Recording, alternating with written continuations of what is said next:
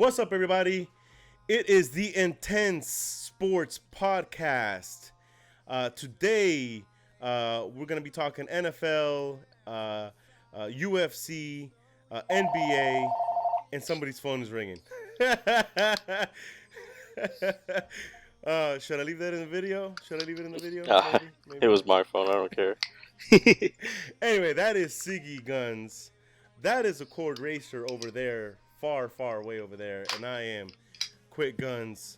We want to thank you guys for clicking on this video. Now, Accord is going to be the one that is going to be managing the topics, managing the podcast.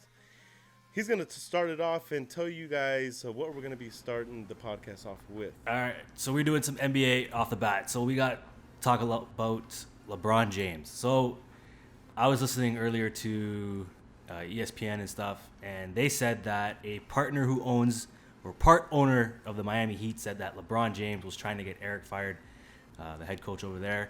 And then we all know what happened with the coach in Cleveland. So question is to you guys, is LeBron uncoachable? I'm going to say yes. Oh, you were asking it already, huh? I'm saying he is. I'm saying his ego's too big. I think he needs a coach like a Phil Jackson, etc. He's always had, for some reason, coaches with limited to no experience, or a no-name coach like Blatt. I mean, has anybody even heard of Blatt before he took that job? Nope. Has anybody even heard of, what was it, Alvin? What was the other guy in Cleveland? Alvin I forgot Gentry? his name. No, it was, I don't even know the guy's name anymore. He has so many coaches that Brown? Nobody knows. Brown, that's another one. I mean, if it was Pat Riley, because I remember the whole Eric thing, trying to get him fired. I thought for sure what was going to happen is he wanted to get rid of Eric so that way Pat Riley would come back in. That was the rumor. Everybody wanted it. Everybody thought it was going to happen. Even Pat Riley kind of hinted that might happen.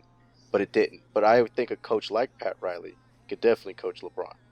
I think he wants somebody like that. He's just never gotten anything like that. He needs Greg Pop. He needs to go to the Spurs. He needs to go. He needs Greg Pop. That's who he needs. He needs a guy who's gonna be able to manage him and be like, look, this shit's not gonna fly here. There's other guys around you that have, who've been here, big names already. I mean, other than Love and I can't remember the other guy's name. There's really nobody else. Yeah, there's nobody else on the Cavs that holds a real name, right? If you put him on, let's say he was on the Spurs, he wouldn't be acting the way he is. He wouldn't be, people wouldn't be saying anything. I mean, I'm not going to take away from his greatness, because he is a great player, regardless of how I personally feel about him, But to say that this Cavs team isn't good, or he hasn't had a good team in the past, blah, blah, blah, that's a blatant lie, in my opinion. No, that's true. I mean, obviously he's gone to the finals like almost every year, it seems. Yep. And you can't. It's not a one-man show. You look at the Warriors, man. It's a team. It's a real team environment.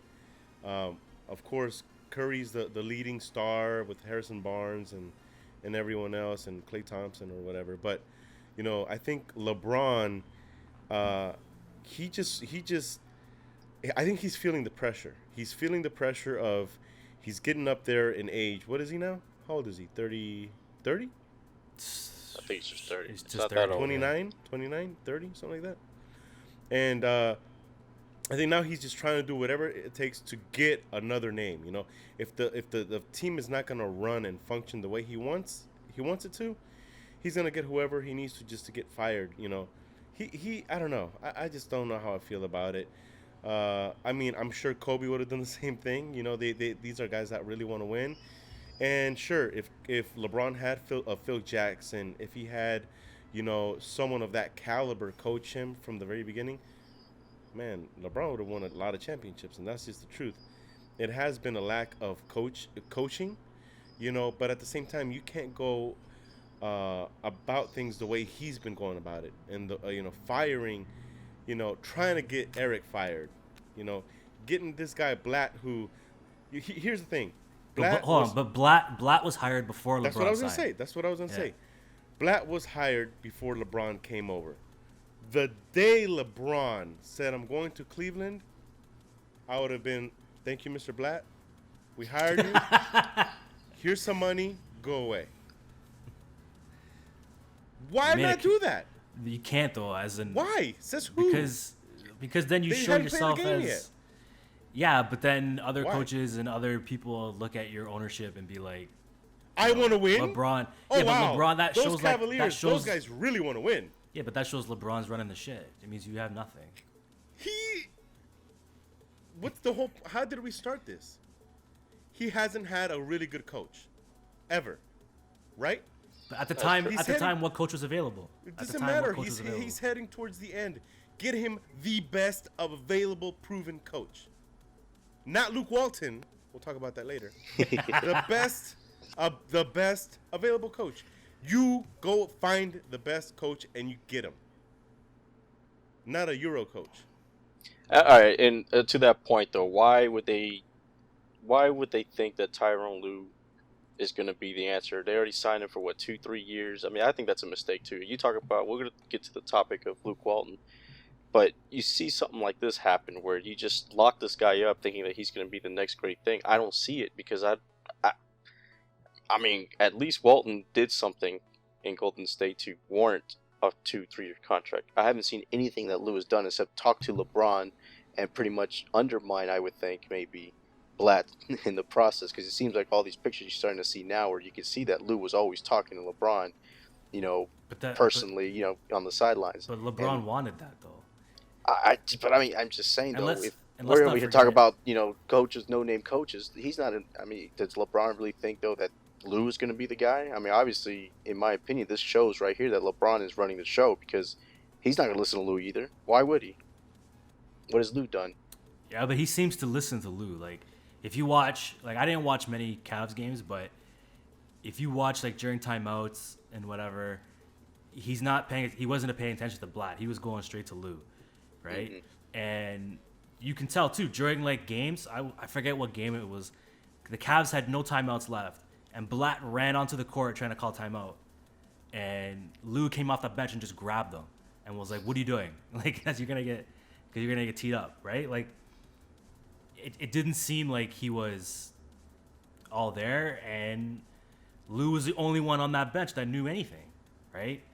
And if he knows how to talk to LeBron at least kind of I don't know, it seemed like he was massaging him a little bit, kind of "You're doing all right, you're doing fine, pass the ball more, whatever." But it seemed like LeBron was listening to him, and that's why.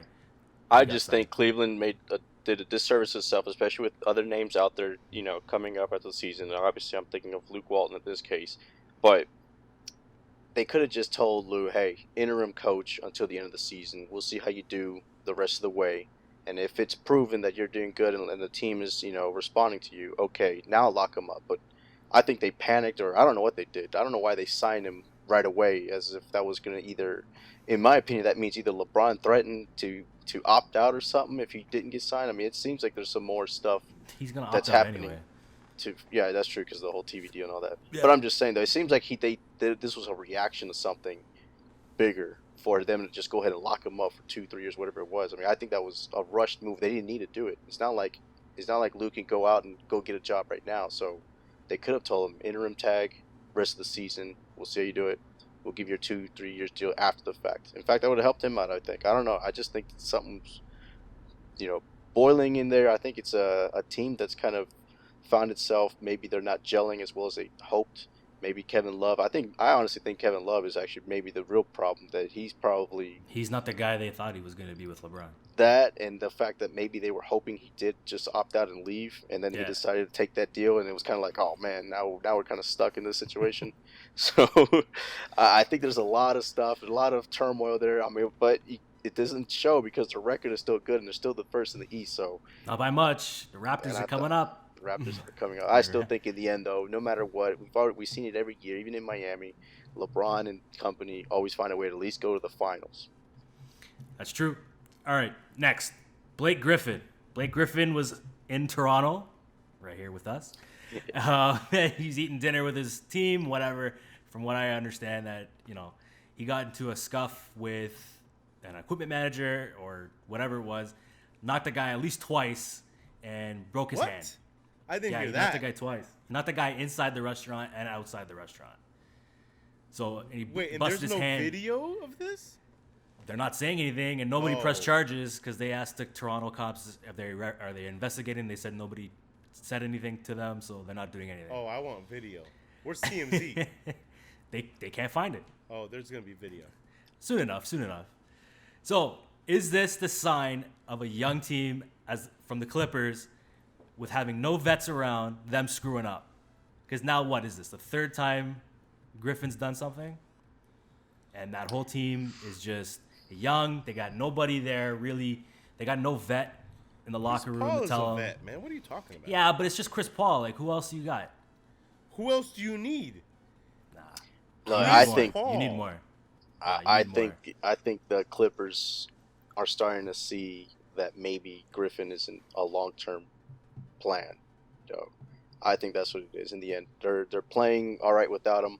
I can't say they're playing great because obviously the Warriors and Spurs are dominating, so it wouldn't matter if Griffin was in there, in my opinion. They're not going to be beating those two teams. So I think you look at the Clippers at this point and say, okay, what can we get from somebody like a Blake Griffin? Because there's still the star power, there's still the player, there's still value there, regardless of what he's done. You know, how dumb it is to break your own hand doing this too. But you've probably got to start thinking long term. Do you really want him in your team? And what can you do or what can you get for him now of value? So you won't get any value. You won't get for what he's worth because of what he's done and the type of player that he is. I mean, he's a good player, don't get me wrong, but his antics off the court, everyone's seen that vine of him grabbing that guy and shoving him down, and I don't think any team's going to give you top dollar for him.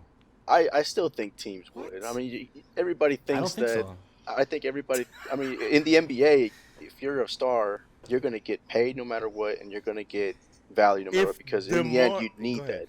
Go ahead. I was going to say because in the end, you need somebody like that in your team to draw If DeMar fans. DeRozan is going to get a max contract, right? Accord. Everybody is. Right? Because everybody is. Blake Griffin isn't. I'm not saying that he won't. I'm saying that they won't. If they try to trade him, they won't get top value for him. I think they'll get good value though. Still, all right. In the end, though, yeah. do you want to have him just walk though? I mean, the Clippers can't afford that, right? I don't know. I don't know what you do with him. I mean, he's out 4 to 6 weeks anyway, and they say they're investigating the situation. So. Now, apparently, this guy was like his best friend too, right? Or at least on the team, wasn't like an equipment manager or something. Yeah. So apparently, he apologized to the team, the coach, owners, whatever. But he said he didn't apologize to the guy he punched out. He didn't apologize to him. He said, "I like the guy." I mean, yeah, from what I read, that they were supposed to be really good friends, outside of, the game and stuff like that. So another deep issue thing. It could be he cheated on his girlfriend or something. I don't know. Or maybe he went with his girl. I don't know what's going on. That's the thing. Nobody knows what happened. We need TMZ to get in the bottom of that. Yep. Real. All right, man. I mean, I don't know what I don't know. To me, it's the Clippers being the Clippers. I'm not surprised. I'm not shocked. Here's the thing. Just to be clear, there are no real Clipper fans. That does not exist. People outside of LA don't know this. In Los Angeles, Clipper fans do not exist. All Clipper fans are fans that hate the Lakers. All right? So if you live in LA and you're a Celtics fan, if you're a Raptors fan, because there's only a few, if you're a Mavs fan, Rockets, whatever, and you live here, all right, you're a Clippers fan. That's what you turn into because you hate the Lakers, all right? And, you just, whatever. You're just a Laker hater. You'll go root for the Clippers. Plus, the seats are like $20. And for the longest time, $20.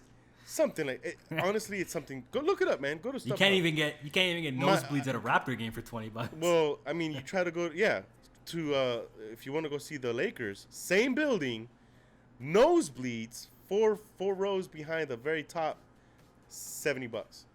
That's what it is. For Clippers, $20 front row. You're right there, bro. It's the Clippers being the Clippers. I'm not surprised. I'm not shocked. What's the next topic? All right. Well, that's the Clippers. All right. This is Siggy's favorite topic. Oh, a perfect segue with the Luke LA. Walton. Are the Lakers supposed to bring Luke Walton in? Has he proven enough as an assistant? Is he a good coach? Can he take a Ferrari like the Lakers and turn them into a good team again? First of all, let me just start off by saying the Lakers are not a Ferrari anymore. They are the 80s BMW, that you see in the road where you look at it and be like, wow, man, remember when that used to be like the cool looking car, but now it looks ugly as hell? That's what the Lakers are now. So it's not a Ferrari. But I do think, and I don't know why you disagree with this, Guns, that Luke Walton brings a legitimate shot at helping the Lakers in the future with the young stars that would be there and grow and progress because of what he's done already in Golden State. And I know he doesn't have great experience, et cetera, but if Lue can get a contract for 2-3 years with that team, and I would say that if you're saying that Golden State is a Ferrari, Cleveland is at least a Lamborghini at this point, then why can't Luke Walton be on the Pinto that is the Los Angeles Lakers? See, you just say all these analogies, and you just lost me like a long time ago, bro. Basically, okay, so like maybe in your opinion, because you don't like the Lakers aren't a Ferrari, right? But if you ever watch the Lakers on a Wednesday night and they're in Atlanta, there are just as many Lakers fans as there are Hawks fans. Oh, I know. We take over every arena. Doesn't matter what city. All right? So we are the number one, all right, basketball franchise in the world. Knicks could be number 2. And that's the truth. Knicks are valued more. Doesn't matter. We're talking about fan base. We're talking about fan base. Number 1. So yes, right now and for the past 4 or 5 years, we are a Pinto. We suck, okay? We're trash. I'm cool with that because we have 16 banners, all right? So, we're still a high-value market. And the fans here, the diehard Laker fans, we want championships. We want playoffs. Minimum playoffs now, today, right now. There's no tomorrow. There is no time to build and get in a rookie coach and have him grow with the team. No, there's no time for that. It's going to happen, though, regardless. There is no time for that, though. What are you going to do? So, other than the TV contract kicking in and people getting max dollars, I can't see the Lakers trying to grow a team. They have to buy. They have to buy players. Well, they're not going to be able to buy a team either, though. Now, if they're that bad, the Knicks are obviously have been facing this for the last 2-3 years. They have the money, they have the cap space, they have the names out there. Same with the Lakers. Problem? What's been the number one problem with the Knicks? What's been the problem? Carmelo Anthony. No. Behind that. But the coaching? No. Well, ownership. They didn't have anybody. Who? What? Ownership. Yeah, ownership. That's James the Dolan. same fucking problem with the Lakers is Jimmy the Bean Bus, man. That guy is terrible. Everyone here hates him. He's got this deal with Genie Bus, which every basketball player, every professional athlete, every Laker, every great Laker that has retired talks to Genie, loves Genie, respects Genie, will run through a brick wall at 80 years old for Genie Bus. You can't say the same thing about Jimmy Bus. Jimmy does not know how to run a goddamn team. That is the problem. So it starts with Jimmy Bus. He needs to go. All right? He needs to go. Right off the top, the Lakers are not going to be fixed. They're not going to win anything until Jimmy Bus is gone. All right? Okay. So we first need to figure that out. Get Jeannie Buss in there. Take full control of the team. She owns the team, by the way. All right? She's 100% owner of the team. Now, if Jeannie were to own the team, would I like Luke Walton to come as a coach someday? Of course. Of course I would. Right now, it's not the time. Am I saying Why? that? So who? I mean, you're making it sound like there's like Greg Popovich is just going to come to the Lakers right away. No, That's not going to happen. no. So why don't you want him now? Well, If he wants to come, why not? What is it? Lionel. He was from the Holland, whatever. Holland, right? He's available. I'd much rather have him. He's available. That's just another Byron Scott. No. Well, it could be. It could be. But the problem here is Byron Scott is a puppet. Byron Scott is a former Laker. He's been controlled, through the whole Laker organization, from Magic, from every former Laker. It's just a mess over here, right? Lionel, who has no ties to the Lakers, I don't think he'd, just an example, he wouldn't put up with any bullshit. There's no history there. I can't believe you. I'm hearing all this from you because at least Luke Walton has two things going for him. One, he's a name right now. Like, everybody likes him. I don't know. I mean, I'm pretty sure if you talk to anybody in LA, they're probably buzzing about him already. Yes, and he's not even in the radar yet. It's because he's interim, right? Yeah, I understand that. And then two, though, he is learning from that system right now that is the hottest system in the NBA, the Golden State Warriors, whatever they're doing, whether it's Steve Kerr's system, whether it's Luke Walton's, or whether it was Mark Jackson's, whatever it is, he's been learning it. So if Phil Jackson's triangle offense is the big thing that everybody liked back then in the 90s, whatever is going on in Golden State, if he could implement it with guys like Russell, like Randall, and whoever does come, whether it's DeRozan or anybody they do sign, why wouldn't you be excited knowing that at least this guy is bringing something fresh to this team right off the bat, regardless if it winds up working or not? At least and the fans know there's hope just because of that. Why don't you like that? I mean, you make really good points, almost convincing points. Like, damn, that does sound good. But the truth is, I just don't think that he would fit in right away. I think once he starts the culture here is, man, once a coach is losing 10, 15 games as soon as the season starts, they're going to ship him out. He's going to be gone. He's got no support system. And again, that coaching staff in Golden State, it's a full staff. All right? Who's he going to bring in as an assistant? Who's he going to bring in as a trainer? He might siphon them. That's what happens. Coach, they siphon things. I mean, look, Phil Jackson from the top started bringing ex-Lakers and all. Look, Derek Fisher's now as a coach. He's implementing the triangle offense, etc. It's look, the Knicks went from the first year of 16-win team, 14-win, and now they're actually legitimate now. I wouldn't say they're a playoff team, but now they're actually a name now. They draft right. Luke Walton is learning from Golden State, regardless of if he's legit or not. He's learning a lot of things. I think the Lakers need him, period. I don't know how you could sit there and wanting an old dinosaur coach, even if it's, let's say, what's his name for Sacramento, let's say he gets fired. He's a proven coach. Why would you want an old system, though, at this point, when right now the hottest thing is Golden State? It doesn't have to be an old system. Why not bring Mark Jackson in? He lives here. Like right by my house. Bring him in. Have him do the same thing he did in Golden State. You rather have him than Luke Walton? Put the squad together. Is that what you're saying? Put the squad together. Get into the playoffs. Ship him out, and get Luke in here. And I don't know what happened, but it looks like the video froze. The feed froze. Oh, everybody back? Yeah, we're good. We're in here. All right. So, I mean, I don't know. Whatever. Whether he comes or not, I just don't think we're going to win anything anytime soon.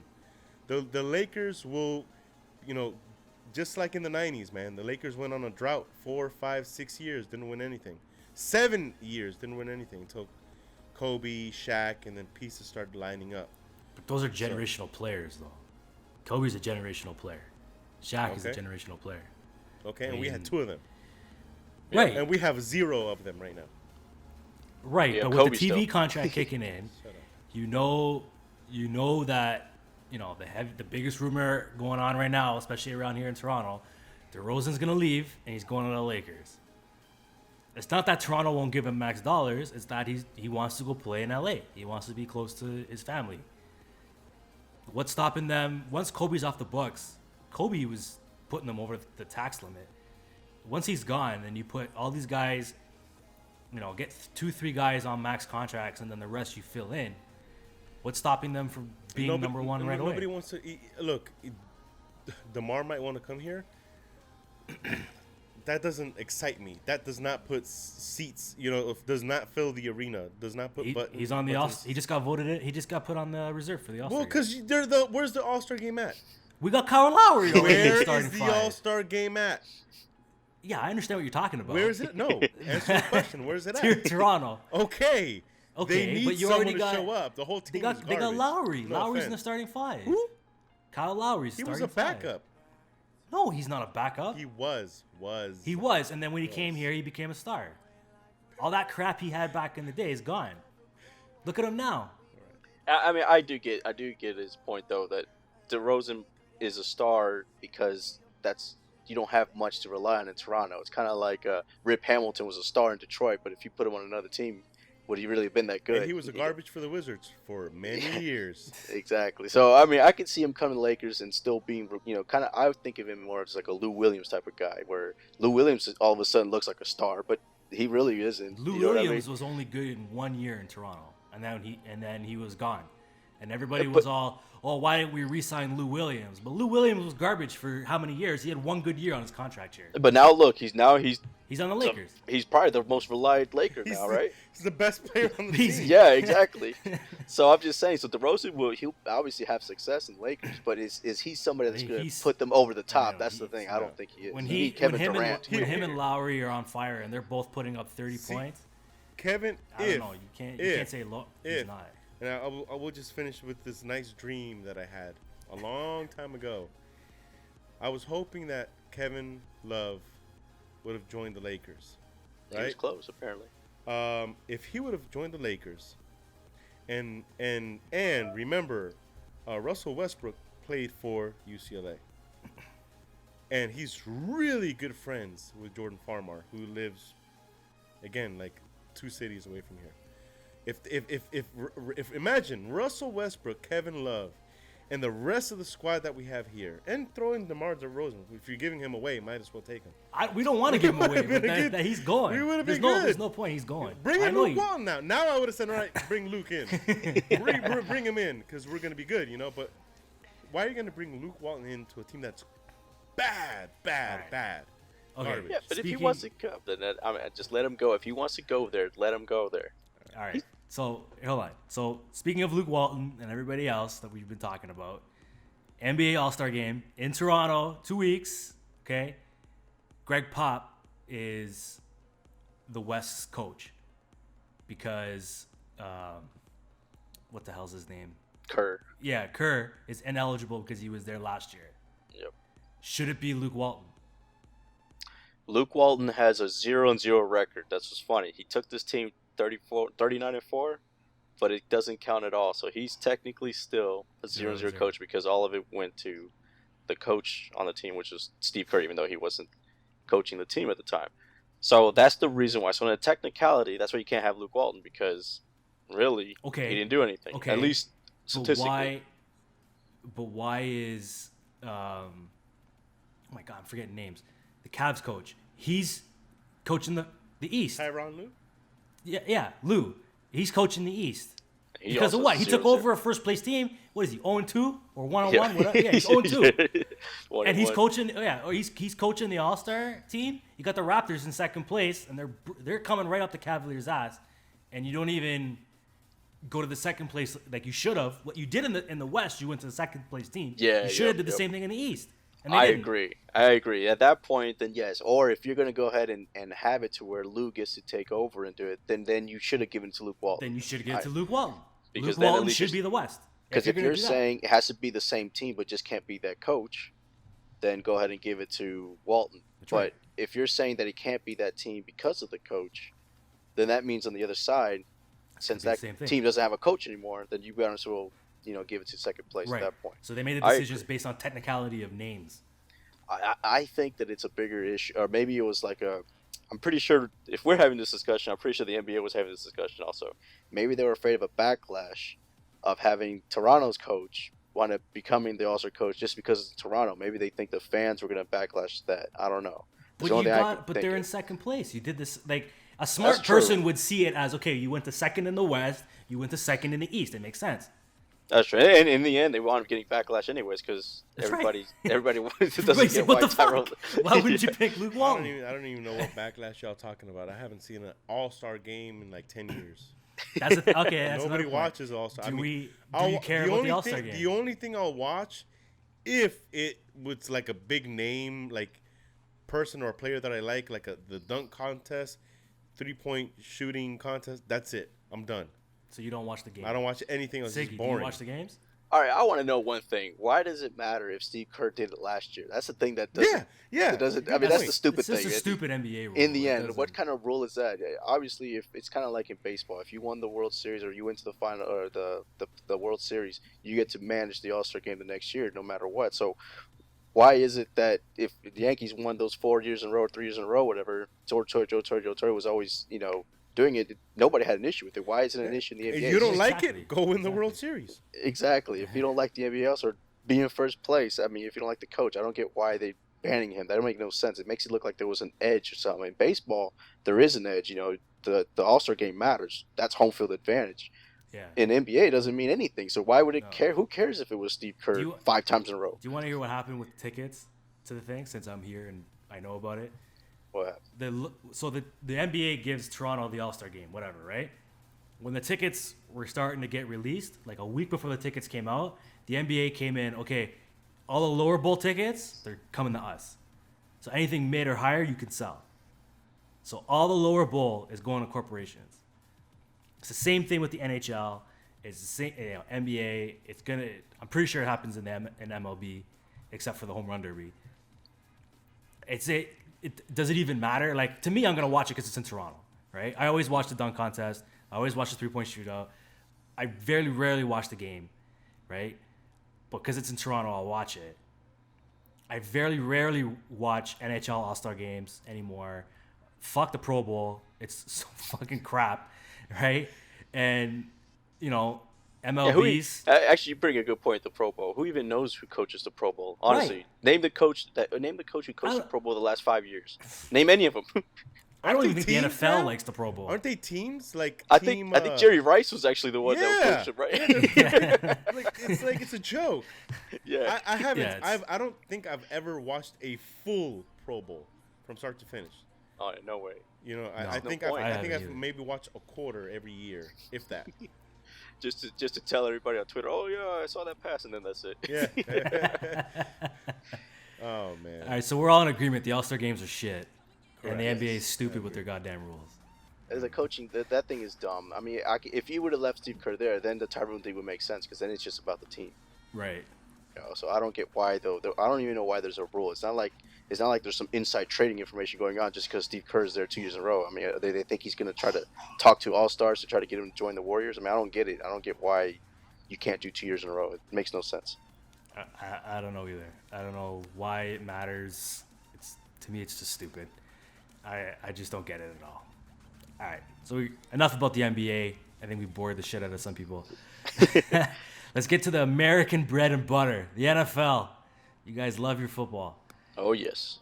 All right, so this past weekend, the NFC and AFC championship games. We all know what happened with the Panthers. We'll get to that in a second. Brady and Manning. Is Brady done? No way, Brady's not done. And the Patriots should have won that game. Obviously, they made 5 mistakes that I could point out to. The missed field goal, the missed extra point, or actually the missed point after touchdown, since we got to teach a quarter what PAT stood for. Belichick going for it on 4th and whenever they could have kicked the field goal twice. And I know the first one was major, and so that forced them to do it. But even if they would have got that field goal the second time, they would have had enough points in the end. Obviously, hindsight is 20/20, but you got to take the points. And then on top of that, Brady's line was all destroyed. Their injuries played a key role in that part. I don't think he had a standard front offensive line the entire season. Exactly. I mean, they were all. It was a rotating. Guards were moving around. Centers. I mean, it was a mess. The line. Injuries played a role in that. And then they lost some key players on defense early on. And in the end, the most important game wound up being that Denver game the first time, because once they lost home field advantage, that gave Broncos a chance, and they took advantage of the chance, even though they needed the Patriots to have a lot of mistakes to win that game, in my opinion. But he's not done. No way. Brady's not done. Yeah. No way. He's that fourth quarter is probably the best fourth quarter I've ever seen from Tom Brady. I think it's probably the best fourth quarter I've ever seen come out of a quarterback that lost a game. Played by a quarterback. I can't explain it, but Tom Brady with no line, nothing. He was getting constantly hit and knocked out, going at his knees, and he was still making amazing throws, pinpoint accuracy, down the sidelines, down the middle, over the shoulder. I mean, amazing quarterback. And he's, 36, 7? I think he's already 30, 38, right? 38. I don't know. Oh, my God. Yeah, because... 38? I mean, yeah, because they were already talking about that this was the age where the Packers already forced Brett Favre to move on. Yeah. So, I still say yes, 3 years. Because the biggest difference between Favre and Manning, even, because that's probably the two quarterbacks you could compare Brady to in regards to the age and the decline, if there's a decline. Favre and Manning have shown some injury already. The only injury Brady's ever had was the knee, and that was a long time ago already. That was already, 5-7 years ago? I forgot how many years it is. But he has not been hurt or injured or anything that is of concern where you see him breaking down. Manning's neck was going to be a problem because nerve endings, nerve damage, his fingertips, you can't feel the ball. So that's progressive. Favre had a back problems for many, many years, and obviously the older you get, the more hits and etc. That back is going to keep degenerating. Same thing with Tony Romo. That the Cowboys need a quarterback now because he's already had 5 back surgeries, it seems, and his shoulders are getting messed up too. He's a quarterback that's going to keep going down. Brady never had that. Brady has never had that kind of decline because he hasn't had an injury show up to where he can decline. So I can see him playing until he's 41, honestly, with same level, same talent, same results. Yeah, I can see it. I can see it too. And mind you guys, I really dislike the Patriots. I'm a Jets fan. I don't like the Patriots. Yeah. So I don't have a race in the horse or a horse in the race. Let's just put it in Canadian terms. If it was Wayne Gretzky and Jeremy Roenick. No. I mean, don't get me wrong. I like NFL football. I watch NFL football. I don't. Whatever the game, featured game on Fox is, I'll pick it up. I'll watch it. I just don't have a rooting interest in the league. Even when they tried to do that Buffalo thing where they'd come play in Toronto, that was the stupidest fucking thing ever. Nobody wanted to go. Nobody wanted to go, or at least pay for the tickets. Nobody. They were giving it away for basically free to try and get people in that dome. It was bad. But whatever. That's what it is. Let's talk about the other side. Yeah, the other side. Panthers. Are they legit? Man, honestly, they look like the team to beat at this point. I think that they should be at least a touchdown favorite. I think Vegas officially has them as 5.5, but obviously that's just to bring in money because I don't see the Broncos, especially the way they played great. Their defense played probably the best they played all season. And it still took almost the whole game for them to win, literally to the last second because it was that onside kick. And if they didn't struggle, but if they played their best defense and they barely won this game, how can you do that against the Panthers team that seems to be coasting at this point? You're asking the Broncos defense to duplicate their effort, right? Their intensity that they just faced against the Patriots, and given how well they played, they could have lost that game 3 times. Yep. Right? Now you're asking them to do that and some to try to contain Cam Newton, to try to contain that offense. And that offensive line, because let's face it, that defense that the Broncos had was facing a team with no offensive line. So that's why they look so great. Now all of a sudden they're playing a great offensive line. Can they really do all that? Can Ware and what's his name do that again? Duplicate that against that line? I don't see it. Can you imagine? And I really don't know, but if the Panthers really go no huddle. But can you imagine Cam Newton on 2 separate drives just say, you know what, let's go no huddle for 2 straight drives, gas up that defense in the third and fourth quarter. It's over. No chance. Jonathan Stewart would run the rest of the way. They don't even have to do anything at that point. Yeah. It wouldn't even surprise me if they win the game 17 to, like, say, 6, because I think they know they can score at will at that point if that defense is tired, but they won't even have to. They could just drain the clock at that point. I think they're gonna come out firing.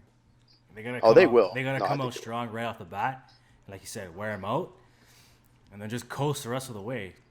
So what the Seahawks did to the Broncos. Yeah. The only chance the Broncos have is if they literally score on their first 3 possessions. You know, first 3 possessions, you score every possession, and try to have the Panthers play catch up. It's the only way. You gotta have turnovers, and you gotta have points off those turnovers. That defense, they really need to. Obviously, they need to play like they did against the Patriots, but either Manning needs to go ahead and decide that he remembers how to be the 2007 Manning, and he throws 345 yards, 4 or 5 touchdowns. If you don't get that from him, that defense needs to have 2 pick sixes or fumble recoveries. They need to try to strip the ball, because obviously I think they're going to be running a lot, the Panthers. They need to try to do something to where they're scoring on the defense, because whenever you start just thinking about the math in your head, the Panthers are at least going to get 30 points easily, in my opinion. And that's just based on how the game flow should be. Like you said, attack early, no huddles, things like that. They're going to score at will. So unless the Broncos defense can limit, 3 or 4 of those possessions into turnovers, or at least stop them and not have any field goals, I don't see a way that they can come win this game without Manning being absolutely vintage Manning. He has to. I agree. There's nothing else. Okay, Super Bowl predictions. What are we thinking? I think we pretty much covered that. I'm thinking Panthers in a laugher again. I'm not going to say it's going to be the 45-9 or 45-8, whatever it was that the Seahawks did, but I could see a 31-10 game easily. Quick. I was going to say something like that. It'll be mid to high 30s. The Broncos will drop 17 points. Tops 17 points. Yeah.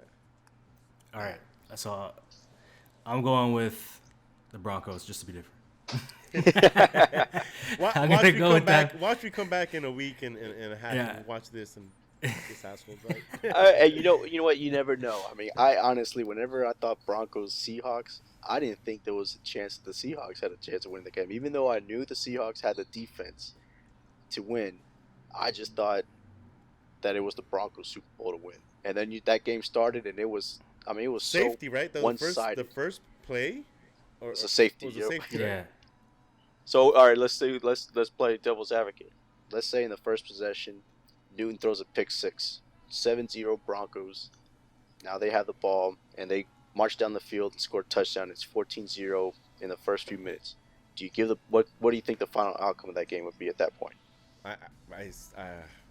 I still can't. I can't bet against the Panthers. I mean, it's got to be like 21-0 first quarter. For me, 21-0 in the first quarter. Then let's say in the second quarter, the Broncos can get a field goal. Third quarter, another field goal. Fourth quarter, maybe a touchdown. And just keep adding a little bit. Maybe they have a chance to win.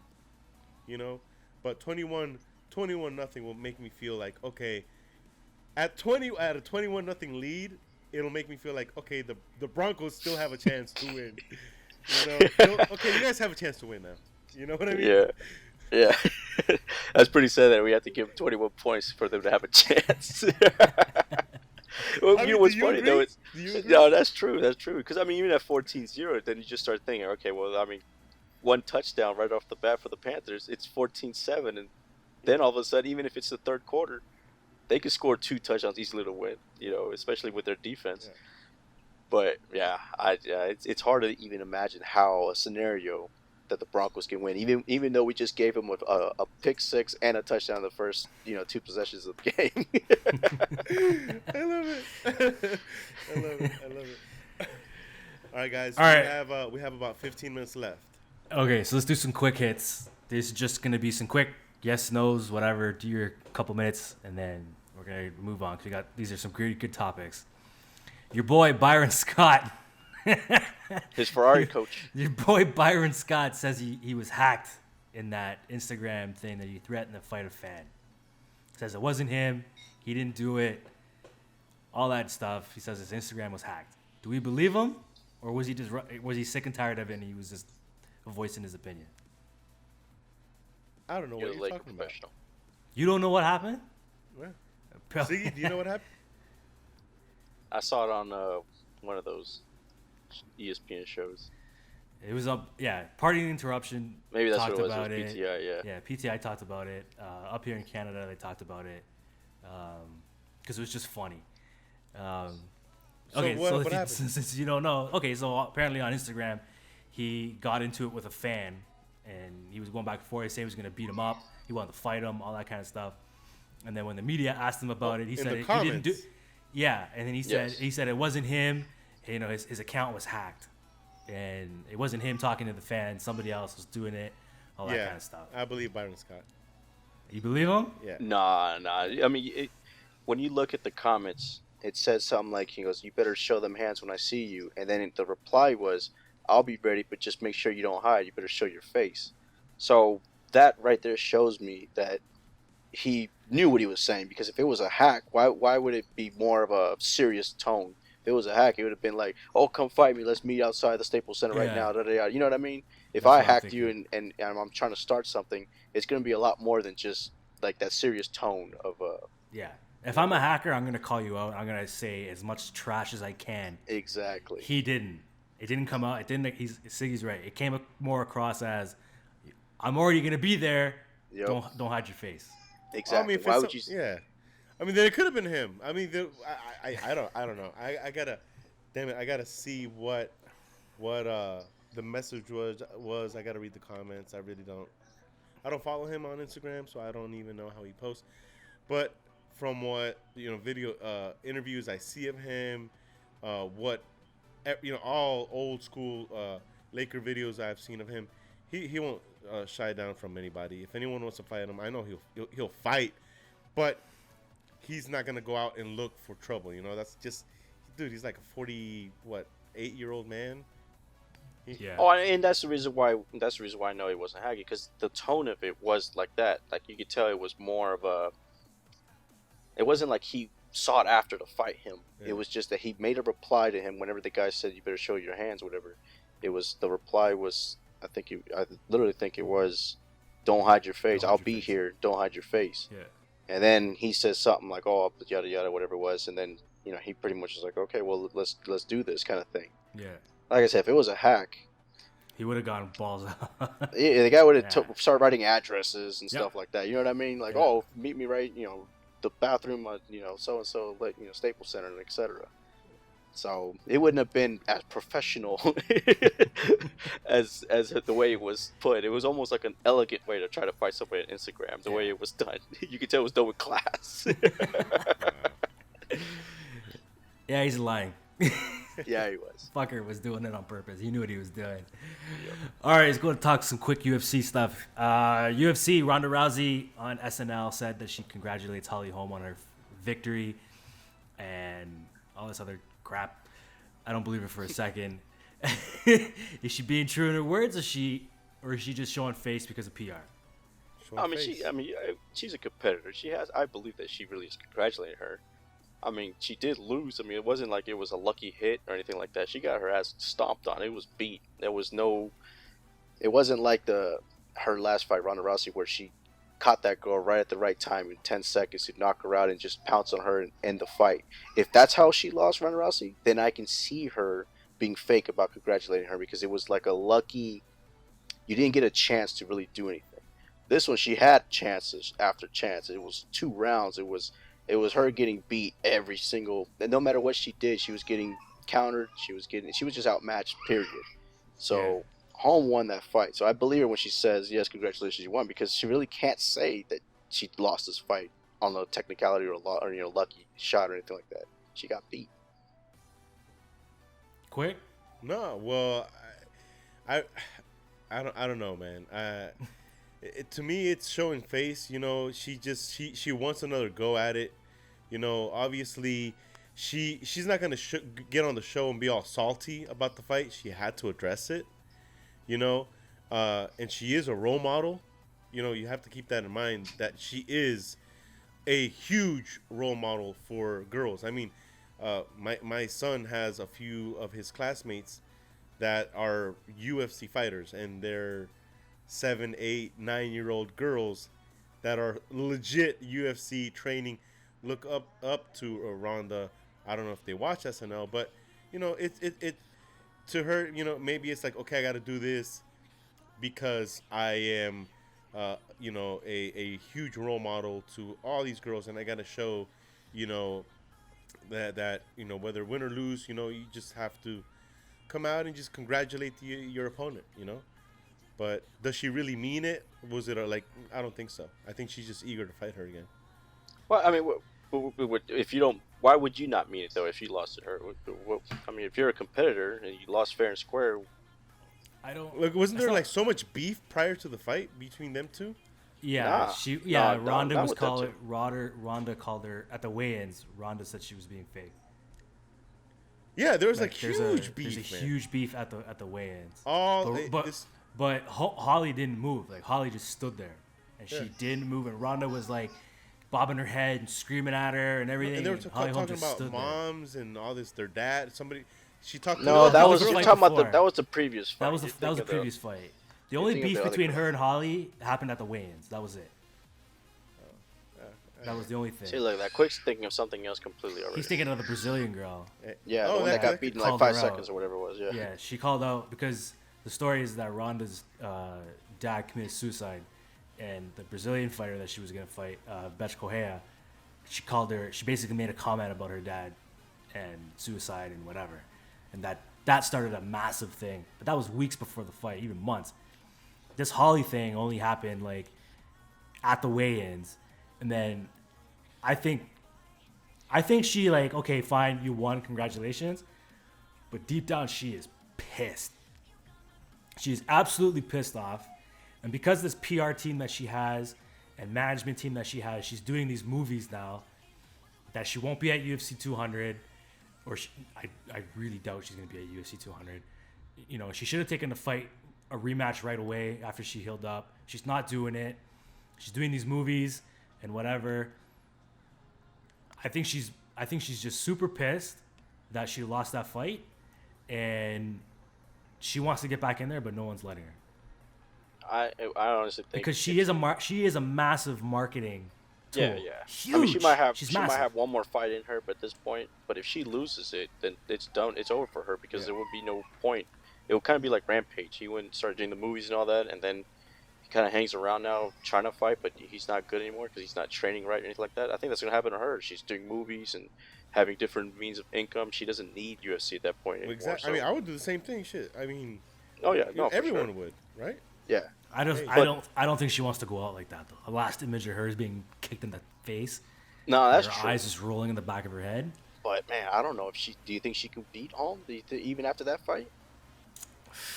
I don't I know, don't man. think so. Holly Holm's a different beast. But That's the she's, thing. I mean, she's a got taller, kick- legit she's- boxer, yeah. right? She's a legit boxer, kickboxer. that She's turn, held 2 titles yeah. at once. Like, she is not, you know, Betch Correia or, you know, Misha Tate, Katsun Kano, Misha Tate. Like, she's not those fighters. Exactly. She is a new breed of, I'm a boxer and I wanted to learn mixed martial arts. I did it, and now I'm incorporating both, and I'm a fucking force to be reckoned with. And on top of that, she has tremendous reach and power. She's tall, man. She's and tall, lanky. and even in that Ronda Rousey fight, even Ronda Rousey, her whole game plan should have been try to take her down and do this. She couldn't even try to do it against her. No. Her She defense tried to is stand great. up, but then she kept dropping. Every time she got knocked, her hands went lower and lower in the Yep. fight, and that was it. I don't see Ronda Rousey beating her unless she catches home in the early few seconds like she did Korea and all them, to where it was a surprise hit that knocks her out, and then had the ref stop the fight. That's the only way I could see her beating anybody, or beating her anyways.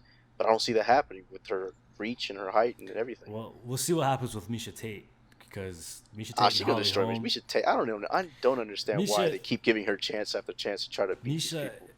Misha's a fan favorite, that's why. And there's really nobody else you can put her up against. That's true. That might be what it is. It's either Ronda or Miesha. Like, there's nobody else, right? Like, they should just try to bring Cyborg in at this point, because they need new names in there, because Miesha Tate's always gonna lose, in my opinion. She's on a streak, but she's really, she's fought in no really, names, yeah, or not well-known fighters anyway. Yeah. Like, that division is still being created, and women are coming left and right and coming up, and I think in a couple of years, 5 years, that division is going to be a monster. Like, you look at the girls that are in there now, or fighting right now. Paige Van Zandt, even though she got her ass beat in her last fight, she's tough as fucking nails, man. She took a beating and she still stood in there. Yep. You got girls like her coming up. I don't know. That women's divisions are going to be monster fights. Yep. Look at Quick. He's like, I don't know what y'all talking about. I'm just all right. Monster. Okay, cool. Hey, I'm not UFC. That's not my deal. But you guys can go at it. So I'll get you going on UFC. You get me going on the NFL. And there you go. We'll be good to go. All right. Sounds good. That's all I got. All right. Well, shoot. That was pretty fun, man. It was a lot of fun. That was cool. Yeah, it was. Sorry for the phone ringing. It's cool. My wife's phone rang too earlier. Like, God damn it! Really? But yeah, man, I had a blast. All right, so we went over several topics: NFL, NBA, UFC. I think that's basically all we really touched on. If you guys are still watching or listening, please get to us. Find us. Our Twitter is on the video. If you're listening to this on SoundCloud, I will put the Twitters in the description there. Hit us up on Twitter. Connect with us. The whole point of us doing, the whole gaming thing on Monday with those other guys, Falken, Dansby, and Clubby, and then us doing the sports on Fridays, is to get a whole two different types of interactions, two different, reach out to two different types of, medias, or have that outlet for people. If you're not into gaming, but you like sports, that's what we're here, to talk about, sports. And let us know how we did. Let us know what you guys want to hear, or what you guys want us to talk about, debate, argue, whatever. It's meant to be fun, and we hope you guys enjoyed it. I know I enjoyed making it. This is gonna be a good time here. So, thank you guys again for watching. Make sure you hit that like button if you're on YouTube. Make sure to subscribe if you're new to the channel. The links to everyone on this podcast is gonna be in the description below. Also, lastly, huge shout out to Sean Graphics, our team designer, who made this fabulous background for us. He's also going to be working on other projects for us. Go give him a follow on Twitter. Show him some love. He's about to hit 400 subscribers on YouTube.